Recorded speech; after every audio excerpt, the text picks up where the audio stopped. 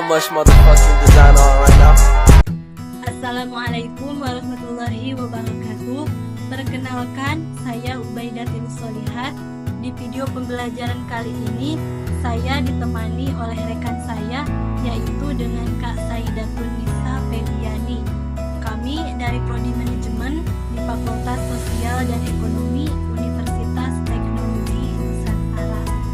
Video pembelajaran ini kami buat guna untuk memenuhi tugas mata kuliah teori portofolio dan analisis investasi. Untuk itu, kami mengucapkan terima kasih kepada Bapak Agung Triputranto selaku dosen pengampu mata kuliah ini yang telah memberikan tugasnya kepada kami, sehingga kami bisa menambah ilmu pengetahuan dan juga melatih skill kami yang tentunya sangat bermanfaat bagi kami. Oke, langsung saja di video pembelajaran ini kami akan memaparkan materi ke-10 dari mata kuliah teori portofolio dan analisis investasi, yaitu tentang capital asset pricing model atau CAPM. Oke, kita langsung ke materinya yang akan dipaparkan terlebih dahulu oleh rekan saya, yaitu Kak Saidatun Nisa Febiani. Baik, di sini saya akan menjelaskan mengenai capital asset pricing model. Apa sih capital asset pricing model itu? Menurut Investopedia, capital asset pricing model adalah model keuangan yang menggambarkan hubungan antara risiko sistematis atau risiko pasar dan return yang diharapkan dari suatu aset, terutama saham. Model ini digunakan untuk menentukan tingkat return yang wajar bagi sebuah aset berisiko dengan mempertimbangkan risiko tersebut dibandingkan dengan return pasar yang diharapkan. Penggunaan capital asset pricing model. Yang pertama ada menggambarkan hubungan risiko setiap aset. CAPM membantu investor memahami sejauh mana risiko sistematis atau risiko pasar mempengaruhi return dari setiap aset. Dengan menghitung beta untuk setiap aset, investor dapat mengukur sensitivitas harga aset tersebut terhadap pergerakan pasar. Aset dengan beta yang lebih tinggi menunjukkan bahwa mereka lebih berisiko dan lebih volatil dibandingkan pasar. Sedangkan aset dengan beta yang lebih rendah menunjukkan bahwa mereka kurang berisiko dan kurang volatil dibandingkan pasar. Kegunaan capital asset pricing model atau CAPM yang kedua yaitu menggambarkan hubungan risiko return.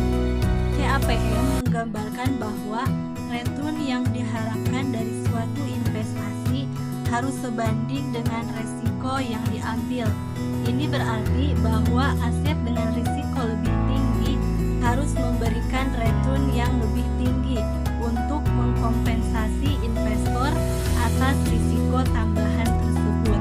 Untuk menghitung CAPM dapat menggunakan rumus RI sama dengan RF ditambah beta I dikali RM dikurangi RF, atau RI sama dengan RF ditambah RM dikurangi RF dikali beta I, atau RI sama dengan 1 dikurangi beta I dikali RF ditambah beta I dikali RM. Untuk keterangannya, RI di sini yaitu return saham I, RF yaitu return investasi bebas risiko atau risk free, beta I yaitu beta saham I atau indikator risiko sistematis, RM yaitu return pasar atau return market. Di sini investor dapat memperkirakan return yang diharapkan berdasarkan beta aset dan premi risiko pasar. Ini membantu dalam menetapkan return yang wajar untuk investasi dengan tingkat risiko tertentu. CAPM menjadi alat yang penting dalam analisis keuangan dan investasi karena membantu investor membuat keputusan yang lebih informatif dan mengelola risiko dengan lebih baik. Menurut William et al., CAPM didasarkan pada beberapa asumsi berikut. Pertama, investor mengevaluasi portofolio berdasarkan return yang diharapkan dan standar deviasi portofolio selama satu periode. Kedua, investor selalu memaksimalkan return, sehingga jika memiliki pilihan dua portofolio, dengan standar deviasi yang sama, mereka akan memilih portofolio dengan tingkat kembalian yang lebih besar. Ketiga, investor cenderung menghindari risiko, memilih portofolio dengan standar deviasi lebih rendah jika pengembalian diharapkan identik. Yang keempat, aset individu dapat dibagi tanpa batas, memungkinkan investor untuk membeli sebagian saham.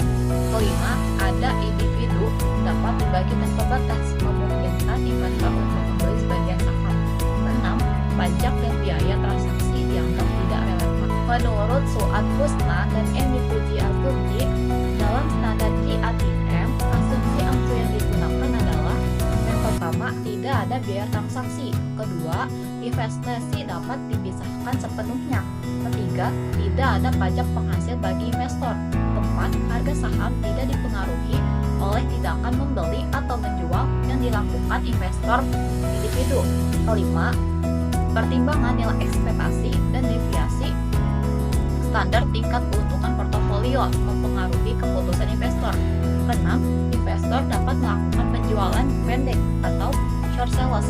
Terdapat risk list lending and borrowing sehingga investor bisa menyimpan dan meminjam dengan tingkat bunga yang sama. Investor memiliki ekspektasi yang homogen. Ketujuh, semua aset dapat diperjualbelikan. Untuk menghitung return pasar, yaitu dengan menggunakan rumus RM sama dengan IHSGT dikurangi IHSGT min 1 per IHSGT min 1. Untuk keterangannya yaitu RM sama dengan return market atau keuntungan pasar. IHSGT sama dengan nilai tolak ukur pada periode sekarang. IHSGT min 1 sama dengan nilai tolak ukur pada periode sebelumnya. Return pasar dapat dihitung melalui return index IHSG. IHSG adalah index value weighted yang berarti perhitungannya menggunakan nilai kapitalisasi pasar. Rumus umum menghitung IHSG yaitu IHSG sama dengan nilai pasar dibagi nilai dasar dikali 10. Dengan memahami rumus ini dapat menghitung return yang diharapkan berdasarkan risiko sistematis yang terkait dengan suatu saham dan membantu kinerja pasar melalui IHSG. Diversifikasi membawa keuntungan bagi perusahaan dengan meminimalkan risiko tanpa mengurangi pengembalian yang diterima nantinya. Untuk penjelasan lebih lanjutnya yaitu yang pertama di sini ada beta. Beta adalah ukuran risiko sistematis dari suatu saham relatif terhadap pasar. Dalam konteks CAPM, beta digunakan untuk menentukan besarnya risiko yang dihadapi oleh saham tertentu. 2. Capital market line. Capital market line adalah garis yang menggambarkan hubungan antara return yang diharapkan dan risiko keseluruhan dalam portofolio yang efektif pada kondisi pasar yang seimbang. GML mencakup semua portofolio yang dapat dibentuk dari kombinasi aset berisiko dan aset bebas berisiko. Ketiga, security market line atau garis pasar sekuritas menggambarkan hubungan antara tingkat return yang diharapkan dari suatu sekuritas dengan risiko sistematisnya atau beta. ISML menghubungkan return yang diharapkan dari sekuritas dengan beta. ISML digunakan untuk menentukan nilai sekuritas secara individual dalam situasi pasar yang seimbang. Lalu terakhir, risiko sekuritas diukur dengan beta. Semakin tinggi beta, semakin besar risiko yang terjadi, menggambarkan kepekaan saham terhadap perubahan pasar. Sekian video pembelajaran dari kami, semoga bermanfaat. Jangan lupa kritik, saran, dan dukungannya agar kita semua dapat berkembang. Wabillahi taufiq wal hidayah. Wassalamualaikum warahmatullahi wabarakatuh.